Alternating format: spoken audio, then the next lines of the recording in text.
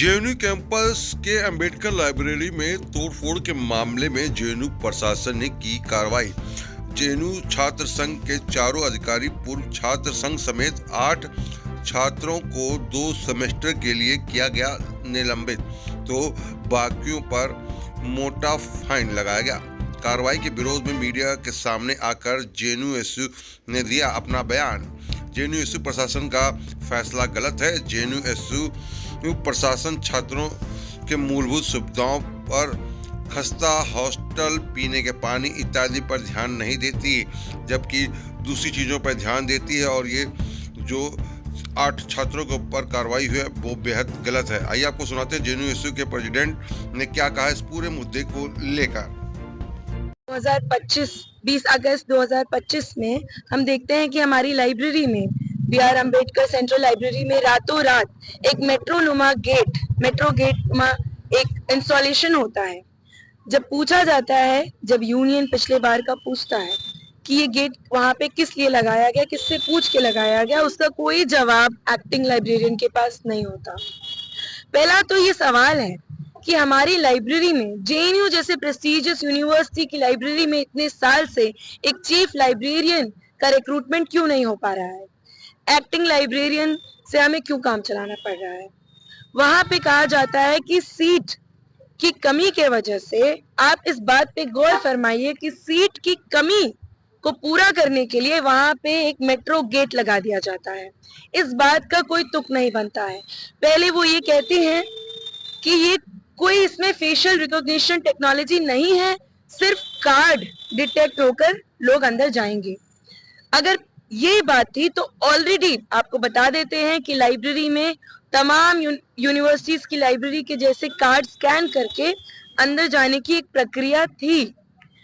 जब जिस चीज का ये दावा कर रहे हैं कि 20 लाख रुपए इनके लगे, तो हम पूछना चाहते हैं कि जब ऑलरेडी कार्ड स्कैन करके अंदर जाने की एक टेक्नोलॉजी थी, तो 20 लाख रुपए ये सीट लगवाने में क्यों नहीं लगवाया इन्होंने?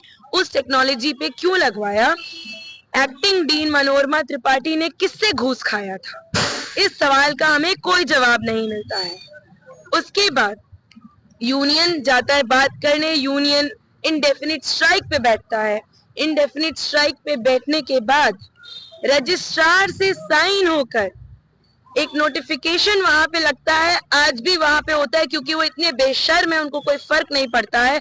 उन्होंने इतनी भी गनीमत नहीं दिखाई कि झूठ फरेब कर रहे हैं तो कम से कम वो नोटिस तो हटा दें। वो नोटिस आज भी वहां लगी है। देखिए, जब यूनियन संघर्ष करता है, लड़ता है, तो वहां पे कहा जाता है कि एक कमिटी बनेगी जिसमें सारे स्टेक होल्डर्स होंगे, और जब तक वो कमिटी कोई भी रिपोर्ट पेश नहीं करती है, तब तक वहां पे कोई भी इंस्टॉलेशन नहीं होगा लाइब्रेरी के गेट पे, स्टेटस को मेंटेन होगा। लेकिन जब इलेक्शन का टाइम आता है, हम देखते हैं बिना किसी बातचीत के, बिना किसी कमिटी के रिपोर्ट पेश किए वो इंस्टॉल हो जाता है। इलेक्शन की प्रक्रिया आपको बता दें कि जेएनयू में ऐसी है कि स्टूडेंट से चुनी हुई एक इलेक्शन की कमिटी का गठन हर स्कूल से होता है, और फिर उस इलेक्शन के दौरान यहाँ पर भी मॉडल कोड ऑफ कंडक्ट लगता है, और उनसे पूछे बिना, हम ईसी से पूछे बिना कोई भी कार्रवाई नहीं करते हैं। उसका पूरा ख्याल रखा जाता है, पूरी इज्जत की जाती है। और तब मनोरमा त्रिपाठी को और वीसी को ये पूरा जब यकीन हो गया कि उस समय यूनियन के हाथ बंधे हुए होंगे, फिर वो बिना किसी से बात के, बिना किसी से पूछे वो इंस्टॉल किया जाता है। और तब ये यूनियन वादा करके आती है छात्रों से कि जब आएंगे ये FRT सिस्टम नहीं रहने देंगे। आप इस पे भी गौर फरमाइए कि तब कहा जाता है कि सिर्फ कार्ड स्कैन होगा। जब वो लगता है तो उसमें इतने बड़े बड़े टैबलेट्स लगते हैं। हमारी यूनियन जब चुन के आती है, रोज सुबह स्टूडेंट्स हमको फोन करते कि जबरदस्ती उनसे फॉर्म भरवाया जा रहा है, जबरदस्ती उनका फेस स्कैन कराया जा रहा है, घुसने नहीं दिया जा रहा है लाइब्रेरी में। जब हम उनसे पूछते हैं कि आप हमारे सवालों का जवाब दीजिए, हमारा डेटा किस कंपनी में कहाँ स्टोर होगा, क्योंकि कुछ महीने पहले ही ये एक नोटिस जारी करते हैं कि जो भी jnu.ac.in के डोमेन में जिसके पास भी एक ईमेल आईडी रही है, वो अपनी ईमेल आईडी बंद करे, क्योंकि वो बंद हो गई, क्योंकि इनके पास स्टोरेज कैपेसिटी नहीं है। अब हमको कहा जाता है कि जेएनयू में स्टोर होगा, कहाँ स्टोर होगा, कहाँ से आया आपके पास पैसा? उसके लिए आप कहते हैं कि अपनी ईमेल आईडीज बंद कर दो, हमारे पास पैसा नहीं है स्टोरेज के लिए। तब हमारा सवाल था। दूसरा सवाल, बताइए किस कंपनी के साथ आपका ये जो डील हुआ है, किसके साथ हुआ है, किसने बोला है आपको लगाने के लिए? पूरी मिनट्स हमको दीजिए। और तीसरी बात कि मिनट्स ऑफ द मीटिंग जो रजिस्ट्रार ने बोला था कि एक कमेटी का गठन होगा, उसके मिनट्स कहाँ हैं? मनोरमा त्रिपाठी एक्टिंग लाइब्रेरियन उस सवाल को डॉज करती है। हम 4 लोग उससे मिलने जाते हैं तो वो 50 गार्ड्स बुलाती है, और इस बात को मैं यहाँ पे रखना चाहूंगी कि वो लगा कैसे। पुलिस, आपको ध्यान होगा कि उस समय भी हमारे कुछ साथी जख्मी हुए थे। उस समय प्रेसिडेंट जेएनयू के जख्मी हुए थे, कॉमरेड मणिकांत जख्मी हुए थे, क्योंकि इस पे गौर फरमाइए कि पुलिस को बुला के पुलिस के दम पे वो लगवाया जाता है। तो आज अगर हम रुक जाएं पुलिस के दम पे, ये कहाँ कहाँ गेट लगवाएंगे, कहाँ कहाँ हमें हमारी एंट्री, हमारी मोबिलिटी बंद करेंगे। एक महिला होकर मेरे लिए ये बहुत जरूरी मुद्दा है। उसके बाद हम उनके पास जब भी जाते हैं वो हमें ह्यूमिलिएट करती हैं, हमको इलीगल बोलती हैं, हमसे बात नहीं करती, हमको बोलती हैं कि जो भी फैसला होना था हो गया, या ऊपर से आया। हमने रजिस्ट्रार से भी मीटिंग की, हमने कहा अपने सिग्नेचर की कुछ तो इज्जत कर लीजिए, कहिए अब से थम जाएं, अब से रुक जाएं कि जब तक मिनट्स ऑफ द मीटिंग्स नहीं आती हैं, क्योंकि हमें पता है कि कोई भी मीटिंग ऐसी हुई नहीं, पूरा फरेब है, पूरा फर्जीवाड़ा है। तब तक रुक जाइए। कोई भी रजिस्ट्रार भी जाके उनसे कुछ नहीं कहते हैं, वीसी हमसे मिलती नहीं। हुई थी, क्या नोटिस आया है और जो किन लोगों को आपको सर्विस के लिए बाहर कर दिया गया? तो उस पे ये लोग अपना इंक्वायरी करते हैं। आप देखिए कि मुद्दई भी वही है, मुंसिफ भी वही है, फैसला उन्हीं का होगा।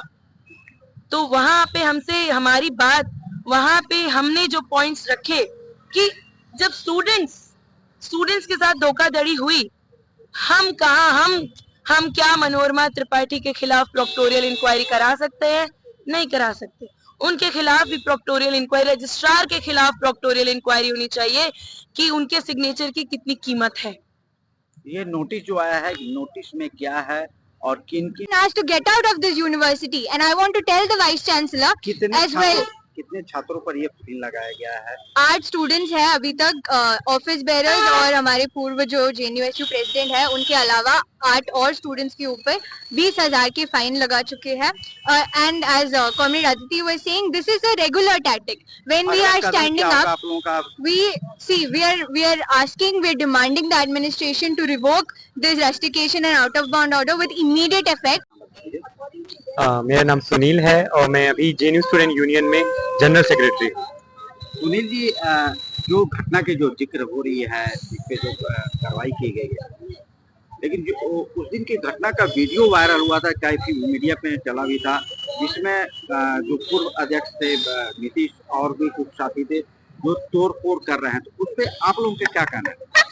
पहला बात कि जिस प्रक्रिया के साथ वो सिस्टम वहाँ इंस्टॉल किया गया था, तर्क उसके पीछे ये दिया गया था कि उससे जो लाइब्रेरी में जो सीट कट की जो प्रॉब्लम है, जो यहाँ के जो छात्र हैं इस कैंपस में, अगर 9,000 स्टूडेंट्स हैं और उनको अगर 800 सीटिंग कैपेसिटी वाली लाइब्रेरी है, उसमें सीट नहीं मिलती, तो अगर वो सिस्टम एंट्री सिस्टम लगा देंगे तो उससे वो सीट सबको मिल जाएगी। लेकिन जो इस कैंपस के छात्र थे वो इसके अगेंस्ट में खड़े थे, क्योंकि एक तरह से वो एक सर्वेलेंस का सिस्टम उनके ऊपर वो इंस्टॉल करने की कोशिश की जा रही थी लगातार, और इसके लिए पिछले अगस्त महीने से 2025 अगस्त से इसके लिए आंदोलन चल रहा था इस कैंपस में। लेकिन छात्रों की बात को ना सुन के एडमिनिस्ट्रेशन के द्वारा उस चीज को वहां जबरदस्ती एक तानाशाही तरीके से दिल्ली पुलिस को बुलाकर उसके गेट बंद करके उस सिस्टम को वहां इंस्टॉल किया जाता है, जिसके विरोध में छात्र जो वहां लाइब्रेरी के थे वो खड़े थे।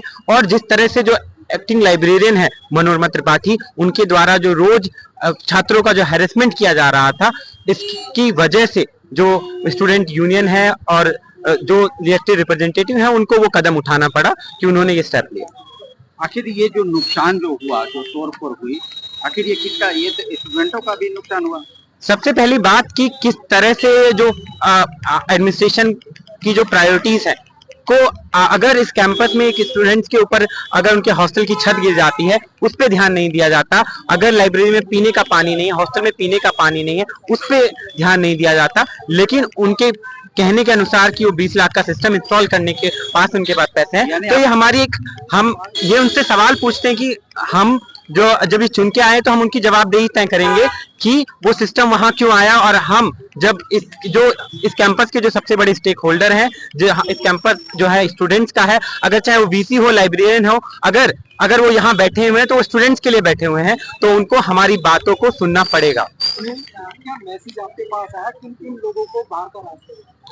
सबसे कल शाम को हमारे पास नोटिस आता है, जिसमें नोटिस के अनुसार जो 4 जो ऑफिस बेयरर हैं अभी यूनियन के, अदिति प्रेसिडेंट, गोपिका वाइस प्रेसिडेंट, मैं सुनील जनरल सेक्रेटरी और दानिश जॉइंट सेक्रेटरी, उन चारों को 2 सेमेस्टर के लिए इस कैंपस से निष्कासित किया जा रहा है। उसके साथ साथ जो फॉर्मर प्रेसिडेंट है उनको, और उसके अलावा 8 जो स्टूडेंट हैं उनके ऊपर 20-20 हजार का फाइन थोपा गया है। क्या कदम रहेगा आप लेंगे?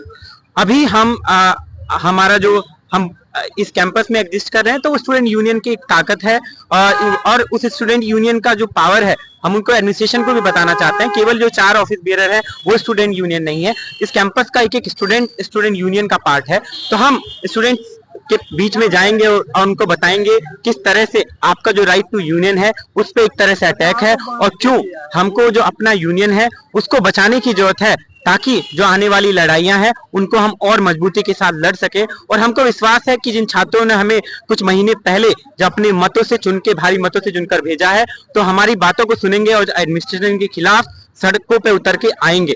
और इस बात को मैं रखना चाहूंगा कि आज रात 9 बजे से हमारा एक मसाल जुलूस है, जो यूजीसी की जो गाइडलाइंस पे जो कोर्ट के द्वारा रोक लगाया गया उसके खिलाफ। तो एडमिनिस्ट्रेशन है वो नहीं चाहता कि जो जेएनयू स्टूडेंट यूनियन है वो तमाम देश भर के जो मुद्दे हैं उनको उठाए, क्योंकि जो जेएनयू की एक रवायत रही है, केवल वो हम कैंपस की बात नहीं करते, देश दुनिया में अगर कहीं भी अगर कोई गलत चीज होती है, कोई अन्याय हो रहा है, तो हम उसके खिलाफ मुखरता से अपनी आवाज को रखते हुए हैं।